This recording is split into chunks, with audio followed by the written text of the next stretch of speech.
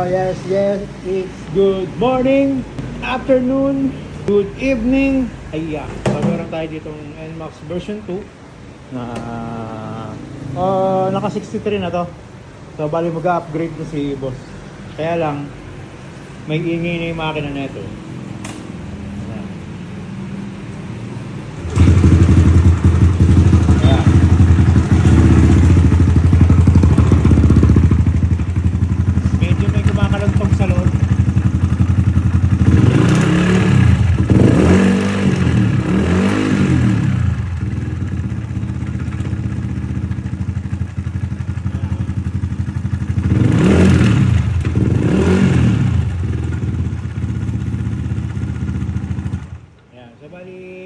Problem naman kasi magche-change oil na tayo mula crank hanggang head.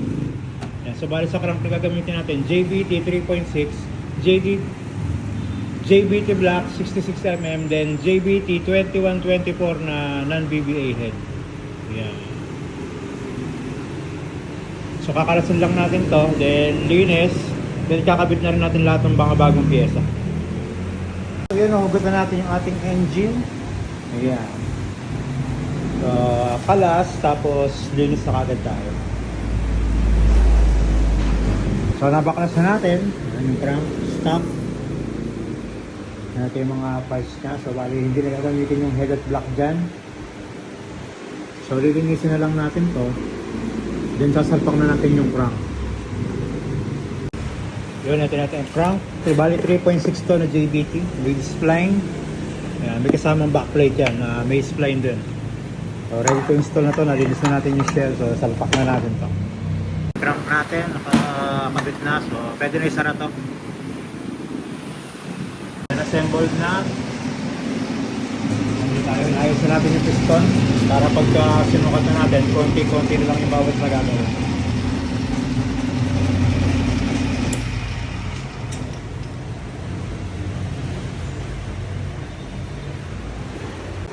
Naikabit na natin yung crank, naikabit na natin yung block, tapos saka piston. Nasukat na natin yung true top dead center nya.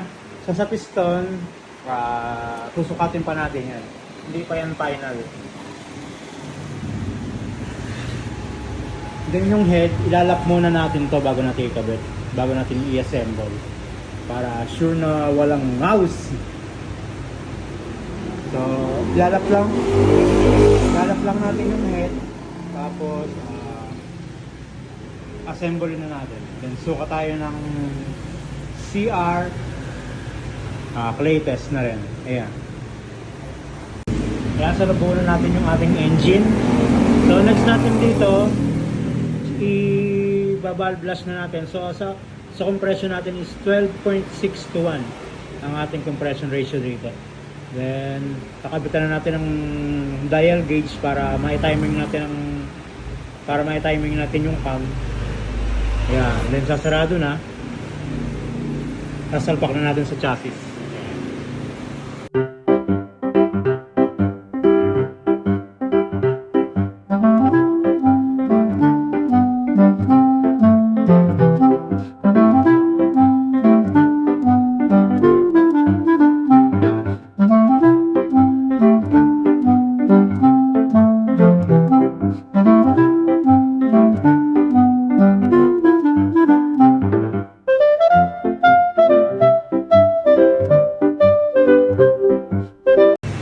Dumating na yung ating katulong magsalpak sa chassis, so salpak na natin to. Jeng! Yun, itabitan natin. Thank you na marami. Anong motor yan? Ang ganda ng motor nila. Ayan. Bali, kukumpletuin na natin to, then papaandarin na rin natin. So yan, ikabitan natin lahat ng wiring, so throttle body, may langis na. So next natin dyan is yung gearing nya. Papalitan natin yung gear. Pero let's hear it for the first time. Helicopter! Helicopter!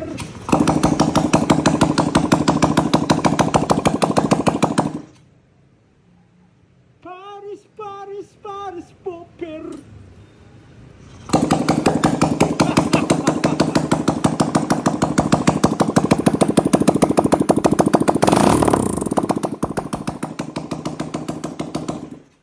bangkain. Yan. It's aliving. Next natin is yung kanyang gearings na lang.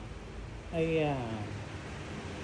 Yan, kabit na natin ang ating gear. So, unahin lang natin tong secondary driven. Then ito yung secondary drive gear. Then ito yung primary driven. Then ito yung primary drive gear. Tandaan nyo yan. Sapak nyo lang dyan. Ayan. Yan, pwede lang isara yan.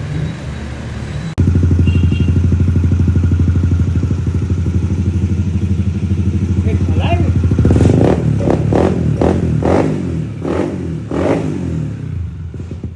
Yan. May problema lang dito. Yung o-ring nito, tumutulo yung langit. Napalitan ko na lang.